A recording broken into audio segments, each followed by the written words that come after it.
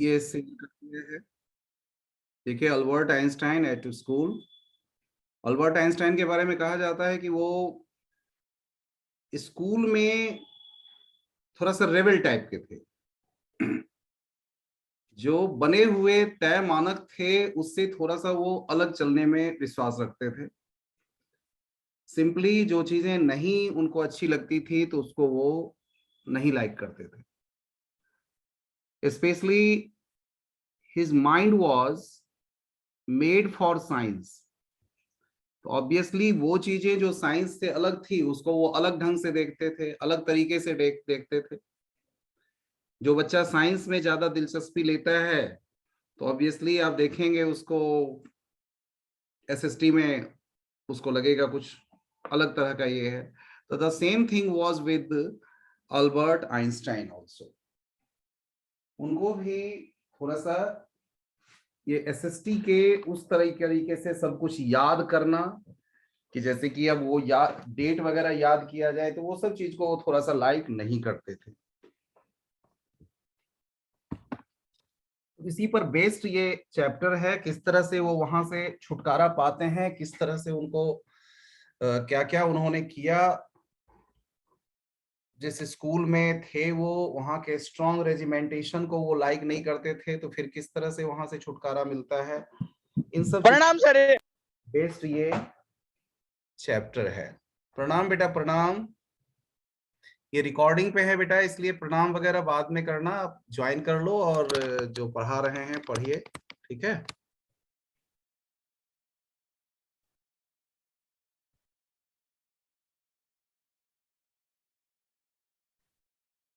ठीक है।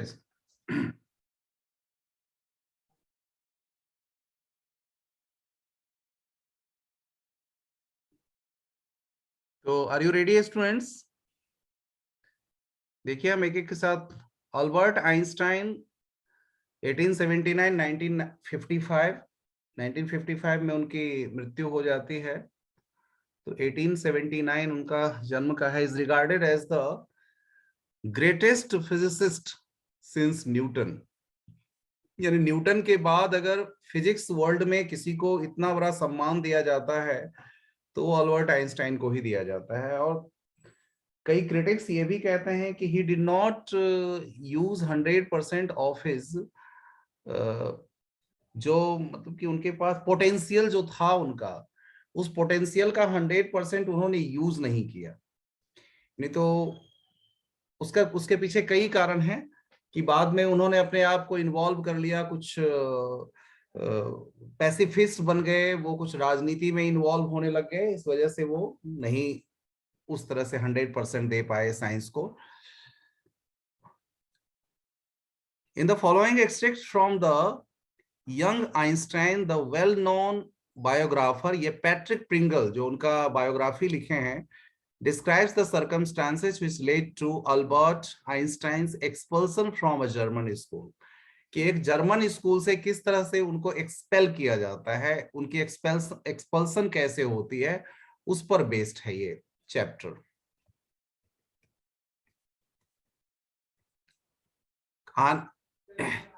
ये शुरुआत होती है क्वेश्चन से।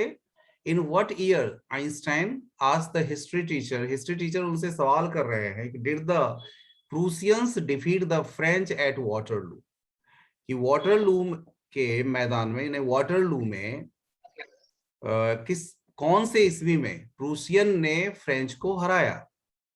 तो सीधा सा इन्होंने जवाब दिया, आई डोंट नो सर, पता नहीं सर।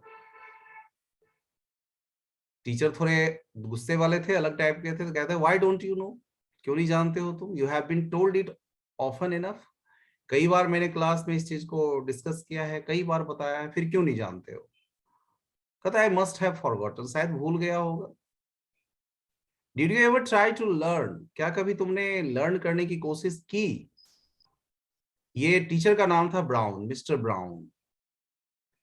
जवाब आया no sir. Albert replied with his usual unthinking honesty. एक बात उनके अंदर थी जो उनको अलग करती थी सबसे, वो थी उनकी honesty. That was unthinking honesty, जिसके बारे में कोई शक हो ही नहीं सकता था, इस तरह की ऑनेस्टी थी। तो व्हाई नॉट, कहता आई कांट सी एनी। जब आंसर को देखिए, समझिए कि जो आंसर वो दे रहे हैं वो कितना किस तरह का आंसर है, क्या उसमें सोच छिपी हुई है, वो समझने की बात है। वो सीधा जवाब देते हैं, टका सा जवाब देते हैं उनको कि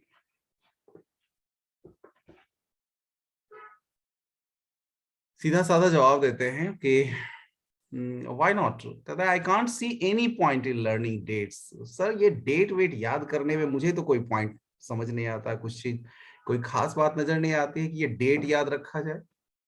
क्योंकि डेट तो ऐसी चीज है ना, कहीं से आप देख भी सकते हैं, कहीं आप रिमाइंडर रिमाइंडर डाल के रख लीजिए, लिख लीजिए, डायरी में लिख लीजिए, वहां से आप देख सकते हो। तो इस पर इसीलिए इन्होंने कहा कि मुझे तो कोई इसमें खास पॉइंट नजर नहीं आता है कि हम डेट याद रखें। डेट याद रखने में कौन सी ऐसी बात है। One can always look them up in a book, किताब में खोजा जा सकता है, किताब में देख सकते हैं। ऐसा जवाब परहैप्स टीचर एक्सपेक्ट नहीं करते हैं। नहीं आता है तो ठीक है, आप चुपचाप खड़े रहिए, यू डोंट से एनीथिंग, चुपचाप रहेंगे तो ठीक है। गुस्सा अगर थोड़ा आएगा भी तो टीचर अपना मैनेज कर लेंगे, लेकिन ऐसे जवाब अगर दिया जाए तो ऑब्वियसली टीचर को गुस्सा लगता है। तो मिस्टर ब्राउन को भी गुस्सा आना स्वाभाविक था, it was natural in case of mister brown even. तो वे स्पीचलेस रह गए बेचारे, बिल्कुल चुप रह गए कुछ क्षण के लिए। फिर कहते यू अमेज मी आइंस्टाइन, तुमने तो मुझे आश्चर्यचकित कर दिया, अचंभित कर दिया। अंत में वो बोले तुमने मुझे अचंभित कर दिया। Don't you realise that one can always look most things up in books. बहुत सारी ऐसी चीजें हैं जो किताब में देखी जा सकती है, that applies to all the facts you learn at school. और ये सभी चीजें वो सारी फैक्ट्स पे भी लागू होती है जो स्कूल में आप सीखते हैं। फिर क्या जरूरत है, कहने का मतलब है कि फिर स्कूल की क्या जरूरत है। यस सर, उनका जवाब था yes sir. Then I suppose you don't see any point in learning facts, तो फिर तो इसका मतलब है फैक्ट्स लर्न करने में आपको कोई दिलचस्पी नहीं होगी। टीचर ऐसा पूछते हैं। फ्रैंकली अगर सच पूछिए सर तो ऐसा ही कुछ है, आई डोंट, मुझे तो कोई दिलचस्पी नहीं है। Said Albert, then you don't believe in education at all, इसका मतलब यह है कि आपको शिक्षा में भी कोई रुचि नहीं है, शिक्षा की भी कुछ कोई जरूरत महसूस नहीं होती, या आप विश्वास नहीं करते हैं शिक्षा में। ओ yes sir I do, I don't think learning facts is education. तो सीधा सा जवाब उन्होंने दिया कि मुझे नहीं लगता है कि फैक्ट्स लर्न करना जो है वो एजुकेशन है, फैक्ट्स लर्न करना कोई एजुकेशन है। कहते in that case, said the history teacher with heavy sarcasm, बड़ा व्यंग करते हुए, उन पर व्यंग कसते हुए कहते हैं perhaps you will be so kind as to tell the class the Einstein theory of education. फिर आप कृपा करके ये आइंस्टाइन थ्योरी क्या है एजुकेशन की, जो आइंस्टाइन थ्योरी है वो बताने की कृपा करो। अल्बर्ट थोड़े से शर्मा गए, ऐसा लगा जैसे क्लास, पूरी क्लास में उनके नाम के साथ उनको इस तरह से ऐड करके बेइज्जती किया हो। शर्मा गए। I think it's not facts that matter. फिर उन्होंने एक्सप्लेन करना शुरू किया कि मेरे विचार से सिर्फ फैक्ट्स मैटर नहीं करता है, आइडियाज मैटर करते हैं। फिर उन्होंने उसको एक्सप्लेन भी किया अपने तरीके से। I don't see the point in learning the dates of battles, युद्ध हुआ, युद्ध के डेट याद रखने में मुझे कोई पॉइंट नजर नहीं आता है, कुछ खासियत नजर नहीं आती है। और even which of the armies killed more man, या ये पता करना, ये जानना कि किस आर्मी ने ज्यादा लोगों को मारा, कहते ये मुझे इसमें कुछ खास नजर नहीं आता है। I would be more interested in learning why those soldiers were trying to kill each other. मेरा मेरा सोचना यह है कि आखिर ये सोल्जर्स एक दूसरे को मारते क्यों हैं, क्यों ये किल करते हैं एक दूसरे को।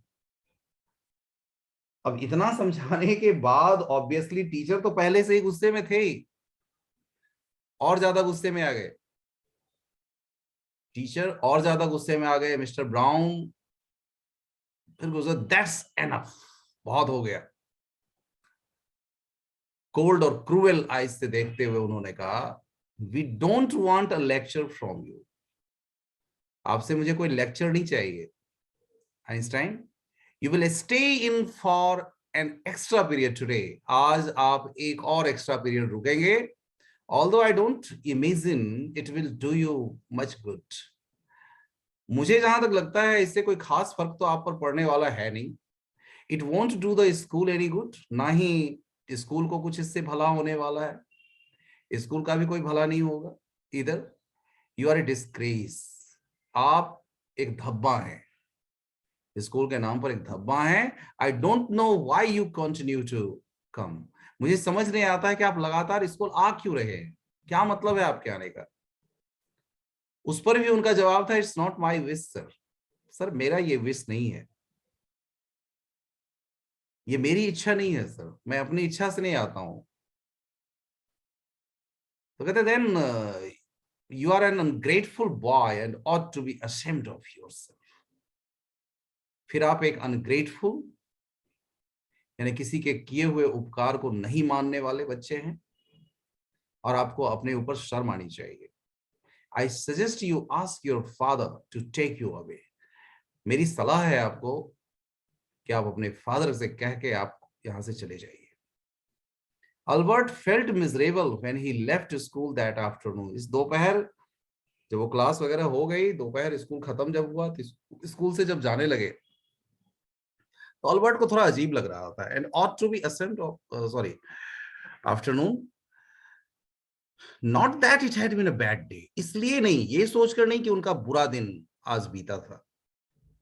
Most days were bad now. अब तो लगातार ज्यादातर दिन बुरे ही बीत रहे थे, ज्यादातर बैड डे ही बीत रहे थे।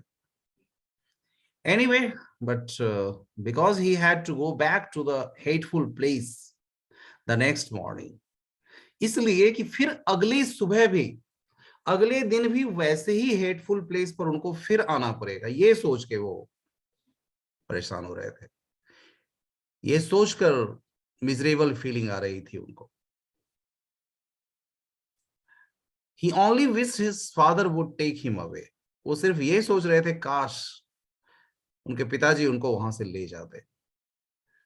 But there was no point in even asking. लेकिन वो अपने फादर के बारे में भी जानते थे कि उनको कुछ भी ये सब बताने का कोई फायदा नहीं था, कहने का कोई फायदा नहीं होता, क्योंकि वो ऐसा करने वाले नहीं थे। But there was no point in even asking. He knew what the answer would be. उनको पता था कि क्या उत्तर मिलने वाला है। He would have to stay until he had taken his diploma. उन्हें तब तक वहां रुकना पड़ता या रुकना था जब तक कि डिप्लोमा नहीं मिल जाती। Going back to his lodgings did not cheer him up. School की ये हालत थी। दूसरा, अगर वो जहां पर वो रहते थे वहां जाते, लॉजिंग मतलब रहने की जगह जहां पर उन्होंने रहने की व्यवस्था कर रखी थी वहां जाते, डिड नॉट चेयर, वहां भी आनंद नहीं आता, वहां भी मजा नहीं मिलने वाला था। चला चला देवोगे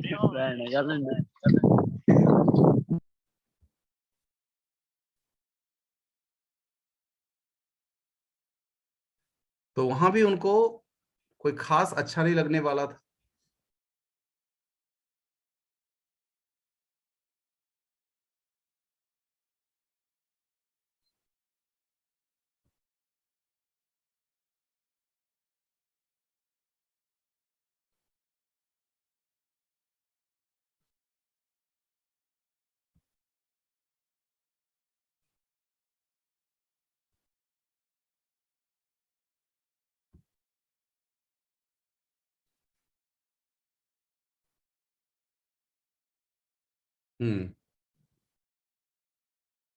I have muted you. If you have anything, you can raise your hand and then I will see. Okay.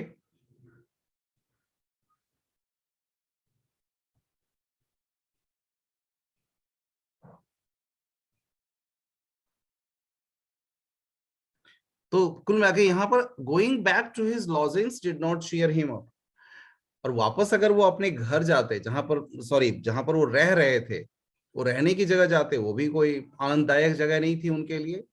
His father had so little money to spare इतने पैसे नहीं थे कि एक बहुत अच्छा लॉजिंग उनके लिए व्यवस्था कर पाते वो, तो ऐसे इलाके में उनको रहना पड़ रहा था जो साधारण था। एक ऐसा रूम मिला था जो poorest quarters of Munich, Munich के गरीब लोग सब जहां रहते थे, उस जगह के उस इलाके में उनको रहने के लिए वो जगह मिली थी। He did not mind the bad food and lack of comfort. जो भोजन उनको मिलता था और जो भोजन मिलता था उसके लिए उनको कोई चिंता नहीं थी। वो भोजन की परवाह नहीं कर रहे थे। भोजन कैसा मिल रहा है दैट डजंट मैटर। वो कॉम्प्रोमाइज कर सकते थे, भोजन से कॉम्प्रोमाइज था संभव। भोजन के लिए कोई प्रॉब्लम नहीं थी उनको कि कैसा भोजन मिल रहा है।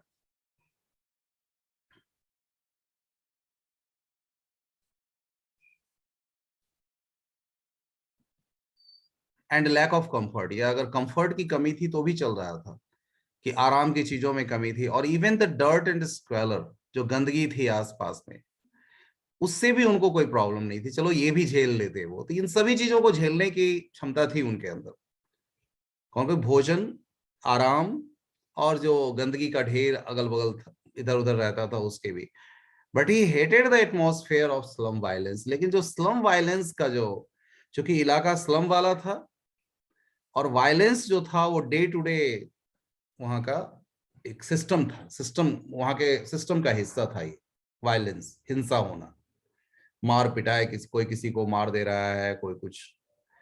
हिज लैंड लेडी, और उसका एक एग्जाम्पल ये भी था, यहीं से शुरू था, जिस घर में वो रहते थे वहीं से शुरू था। His landlady beat her children.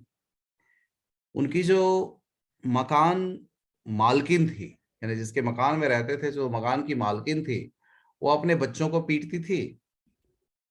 और and every Saturday her husband came drunk, और हर सैटरडे को उसका पति जब आते थे ड्रंक, शराब पी के आते थे, एंड बीट हर, वो उसको पीट देते थे। But at least you have a room of your own. अब उनका एक फ्रेंड था वहां पे, एक सच्चा फ्रेंड था, यूरी। यूरी उनको समझाते हुए कहते हैं कि but at least you have a room of your own. कम से कम तुम्हारे पास अपना कमरा तो है, which is more than I can say. अगर मैं तो ये भी नहीं कह सकता, मेरे पास तो वो भी नहीं है। Said Yuri when he called round in the evening, जब शाम में वो घूमने आए तो। At least you live among civilised human beings. तुम कम से कम मानव कहे जाने जैसे लोगों के बीच में रह तो रहे हो। Even if they are all poor students. ठीक है, कोई बात नहीं, अगर वो गरीब हैं तो कोई बात नहीं। Said Albert, they are not all civilised, Yuri replied. Albert ने जब ये कहा उसको, यूरी को ये समझाया कि at least you live among civilise, तुम कम से कम सिविलाइज्ड ह्यूमन बीइंग्स के बीच में रहते हो, सारे गरीब स्टूडेंट्स हैं, कोई बात नहीं है।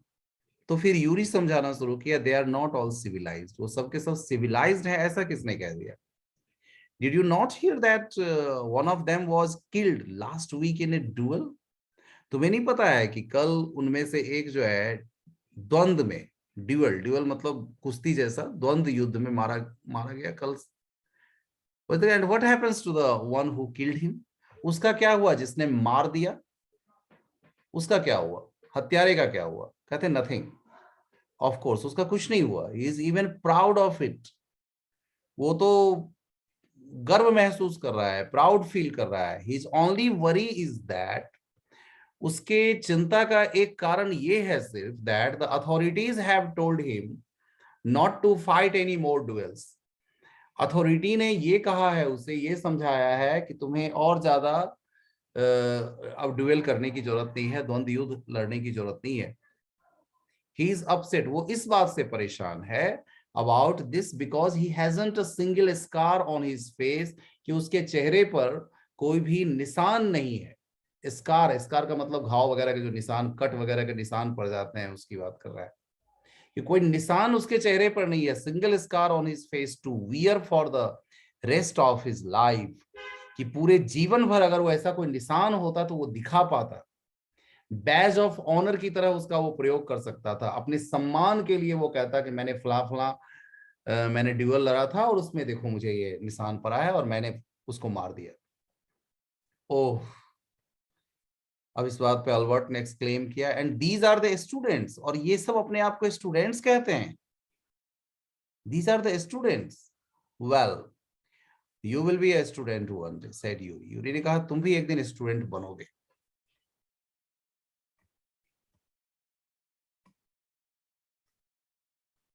कहता आई डाउट इट, मुझे तो इस बात पे संदेह है, सेट अल्बर्ट ग्लमली, दुखी मन से, निराशा के भाव से वो कहते हैं I don't think I will ever pass the exams for the school diploma.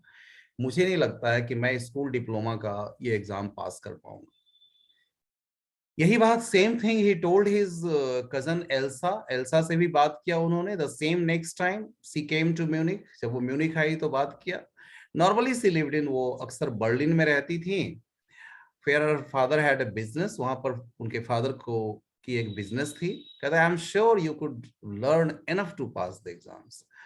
वो समझाते हुए बोली चलो तुम इतना तो पढ़ ही लोगे कि तुम पास कर जाओगे अल्बर्ट, अगर तुम कोशिश करो तो। कहते हैं I know lots of boys who are much more stupid than you are. मैं तो बहुत बच्चों को जानती हूँ जो तुमसे भी गए बीते हैं, तुमसे भी ज्यादा बेवकूफ हैं। हु गेट थ्रू, वो पास कर जाते हैं, निकल जाते हैं। They say you don't have to know anything. उनका कहना है कि तुम्हें कुछ खास करने की जरूरत नहीं है। You don't have to understand what you are taught. जो तुम्हें पढ़ाया जाता है उसको सीखने की कोई जरूरत नहीं है, लर्न करने की कोई जरूरत नहीं है। तुम्हें उन चीजों को लर्न करने की जरूरत नहीं है।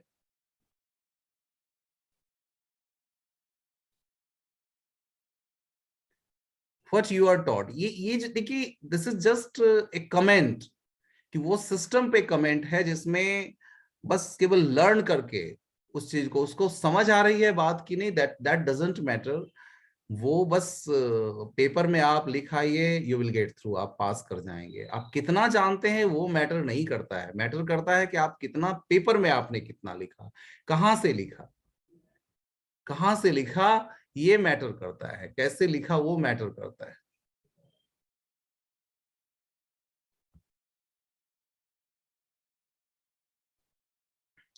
तो देखिए आगे कहते हैं they say you don't have to know anything. ये दे जो है, दे आया है उन स्टूडेंट्स के लिए, सो मेनी डिफरेंट स्टूडेंट्स जिससे कभी एल्सा ने बात किया होगा, उसके बारे में कहते हैं they say you don't have to know anything, you don't have to understand what you are taught.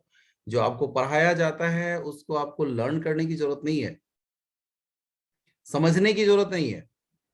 Just be able to repeat it in the exam, बस इतना इस योग्य आप बन जाओ कि एग्जाम में उन सभी चीजों को रिपीट कर दो, जाके फिर से उन्हीं चीजों को दोहरा दो।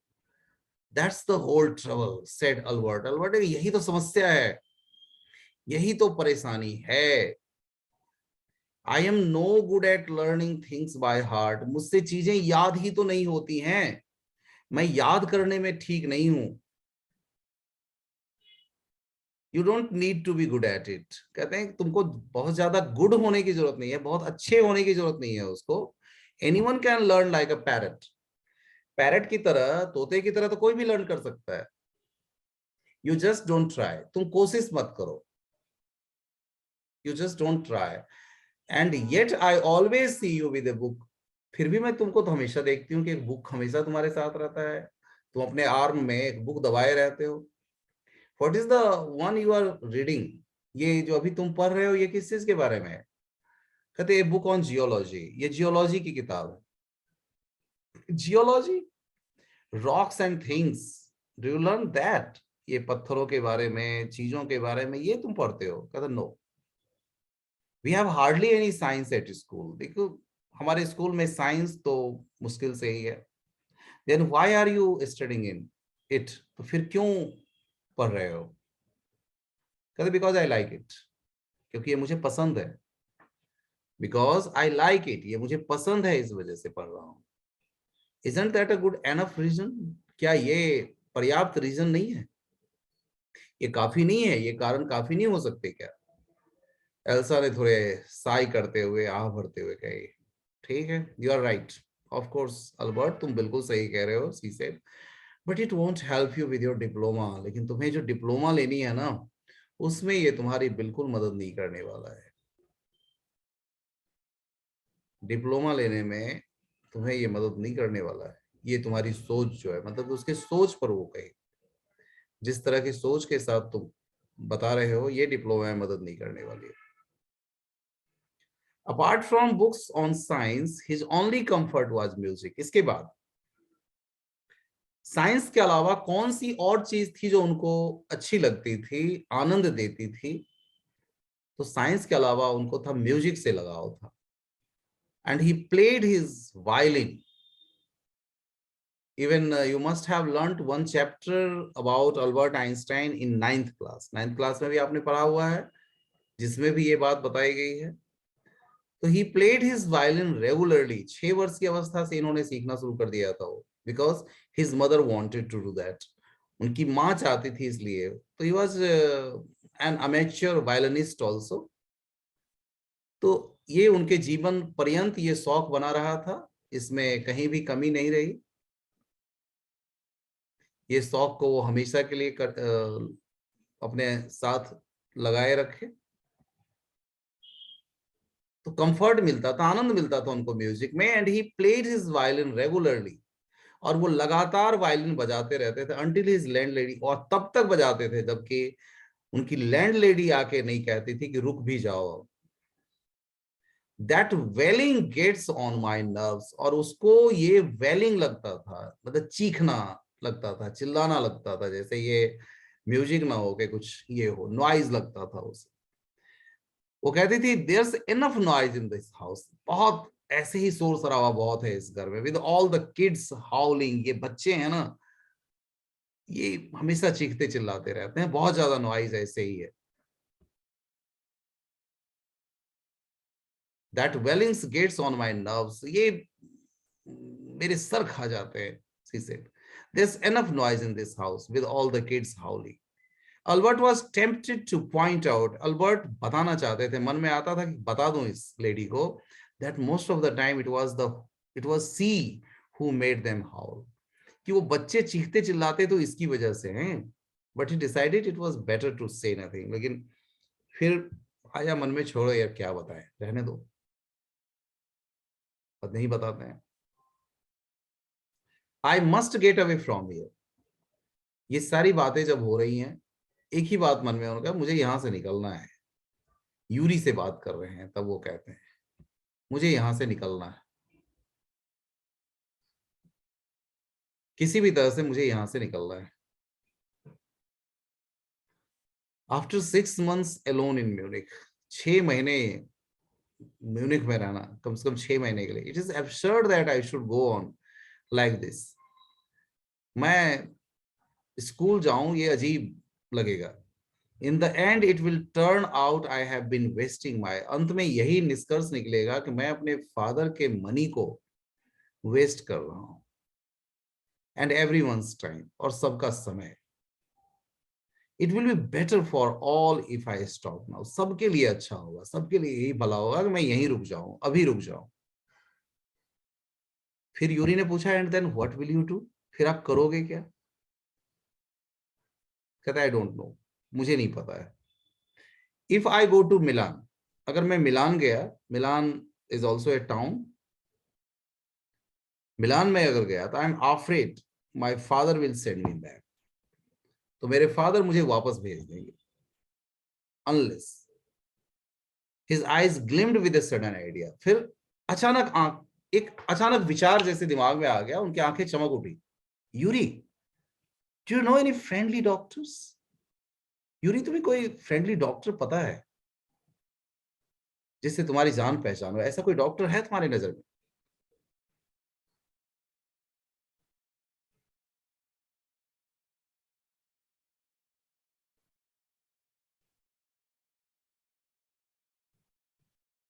पता है क्या, I know a lot of medical students, मैं कई सारे मेडिकल स्टूडेंट्स को जानता हूं, and some of them are friendly, और उनमें से कुछ जो है सो मेरे दोस्त हैं, कुछ फ्रेंडली मैनर वाले हैं, said Yuri, doctor, no, doctor की जहां तक बात है, नहीं, I have never had enough money to go to one.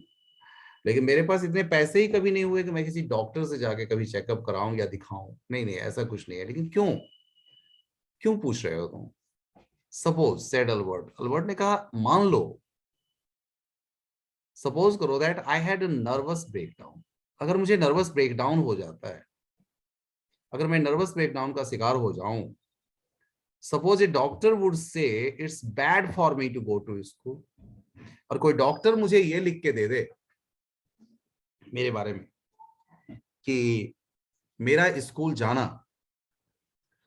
अच्छा नहीं है मेरे लिए, and I need to get right away from it, और अभी मुझे उससे छुटकारा पाने की जरूरत है, यानी स्कूल की मुझे जरूरत नहीं है, and I need to get right away from it. Yuri कहता है कि I can't imagine a doctor saying that. मुझे नहीं लगता है कि कोई डॉक्टर ऐसा लिख के देगा तुम्हें। कहता आई मस्ट ट्राई, कोशिश तो करनी चाहिए। अल्बर्ट ने कहा to find a doctor who specialises in nerves, ऐसा डॉक्टर जो नर्व्स का में स्पेशलाइजेशन हो जिसके। There are plenty of them, Yuri told him, बहुत से ऐसे हैं। ही हेजिटेटेड फॉर, एक बार संकोच तो हुआ उसे, एंड देन एडेड, फिर कहना शुरू किया रादर रिलक्टेंटली, थोड़ा संकोच से, I'll ask some of the students if they know one, if you like. जैसा तुम सोच रहे हो, जिस तरह के डॉक्टर मैं पता करता हूं, अगर कोई ऐसा मिल गया तो विल यू, ऐसा करोगे? ओ थैंक यू, धन्यवाद भी दिया उसको, यूरी को। अल्बर्ट साइज, अब अल्बर्ट के मन में आया साइनिंग, मतलब चमक उठी उसकी आंखें, एक आशा आ गई मन में कि चलो, wait a moment, I haven't found one yet, रुको, वेट करो, मुझे अभी ऐसा कोई मिला नहीं है doctor. Oh but you will, मुझे लेकिन पूरा विश्वास है तुम खोज लोगे कोई ना कोई ऐसा। And if I do, I don't know if he will be willing to help you. चलो, फर्ज करो कि कोई मिल ही गया, तो मुझे नहीं लगता है कि वो तुम्हारी मदद करेगा ही। ही विल, ही विल, वो मदद करेगा, वो मदद करेगा, डिक्लेयर्ड अल्बर्ट। अल्बर्ट ने डिक्लेयर किया, I am going to have a real nervous breakdown. देखो, मुझे वास्तव में नर्वस ब्रेकडाउन हो रहा है, to make it easier for him, और ये डॉक्टर के लिए आसान हो जाएगा लिखना, ऐसा प्रिस्क्राइब करना आसान हो जाएगा। He laughed merrily, और खुशी से वो हंसने लग जाते हैं।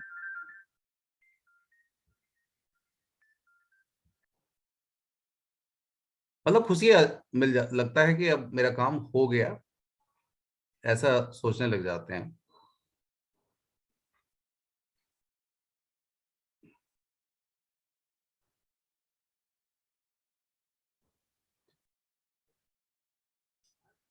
I have never seen you looking less nervous, remarked Yuri. A day or two at school. मैंने कहा कि मैं तो तुम्हें ऐसा कभी नहीं देखा हूं। यूरी ने कहा, a day or two at school will soon put that right. देखो, एक दो दिन और मैं स्कूल गया ना, तो ऐसा ही कुछ हो जाएगा। खुशी से हंसते हुए उन्होंने कहा, I have never seen you looking less nervous, Remarque ने, a day or two at school will soon put that right, Albert assured him, उसको आश्वस्त करते हुए उसने कहा, certainly he had lost his sight high spirits when Yuri saw him next. और सच्चाई यही थी कि जब आगे यूरी मिला उससे, तो वो जो हाई स्पिरिट वाला, जो एक अल्बर्ट हुआ करते थे, अल्बर्ट आइंस्टाइन, एक हाई स्पिरिट वाला बच्चा, वो खत्म हो गया था। उसकी जो स्पिरिट की जो हाईनेस थी वो खत्म हो चुकी थी। मैंने जैसा उन्हें उसने कहा था, मानसिक रूप से वो ऐसा ही होना शुरू हो गए थे। अल्बर्ट में ये कमी दिखनी शुरू हो गई थी।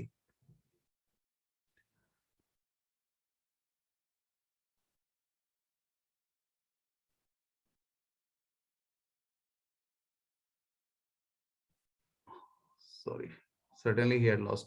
I can't stand it any longer, he said. मैं और ज्यादा बर्दाश्त नहीं कर सकता। I really shall have a nervous breakdown. That will satisfy any doctor. देखो, मुझे नर्वस ब्रेकडाउन हो जाएगा और ये किसी भी डॉक्टर को सेटिस्फाई कर देगा, यानी कोई भी डॉक्टर मानने के लिए तैयार हो जाएगा। Keep it up then, said Yuri ने कहा ठीक है फिर चलते रहो, ऐसे ही करते रहो, I have found a doctor for you, doctor मिल गया समझो फिर, यू हैव, हाँ, अल्बर्ट्स फेस लिट अप, चेहरा बिल्कुल उसका खिल गया, oh good, when can I see him, कब मिलूं उससे, कहता I have an appointment for you tomorrow, you for tomorrow evening, कल शाम के लिए अपॉइंटमेंट मिला है, Yuri said here's the address, ये उसका एड्रेस है, he handed Albert a piece of paper, Dr. Ernst Wheel, he is a specialist in nervous troubles, nervous trouble का स्पेशलिस्ट था, is he a specialist in, क्या ये specialist है nervous troubles का, Albert पूछे, नॉट एग्जैक्टली, यूरी